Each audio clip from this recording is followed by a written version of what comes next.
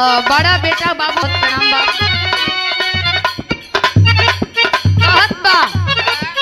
bedroom में राजा घुस जाला अमना जब करी घुस जाला माना जब करी घुस जाला मुंह फुला ले लो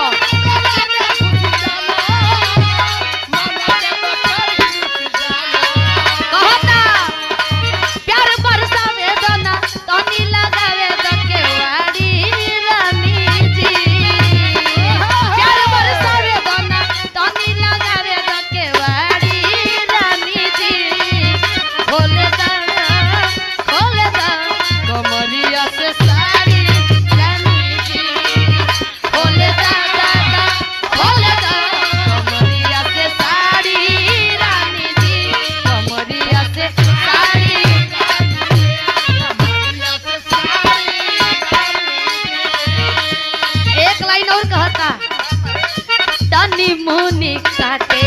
दोना सगलिया के तनी मुनि काटे दोना सगलिया के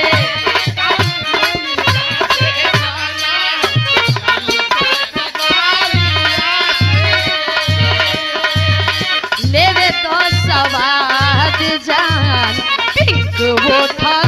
लिया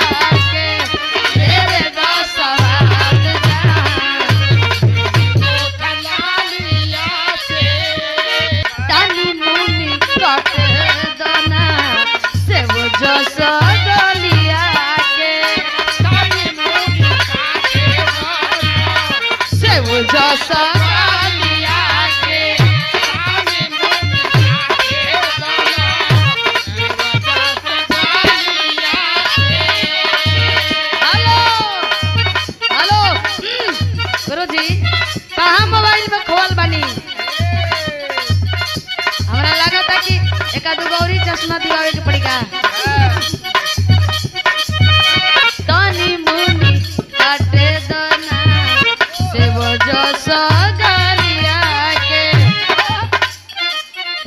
लेवे द सवाद जान पिंक होठा लिया के लेवे द सवाद पिंक होठा लिया के लेवे द सवाद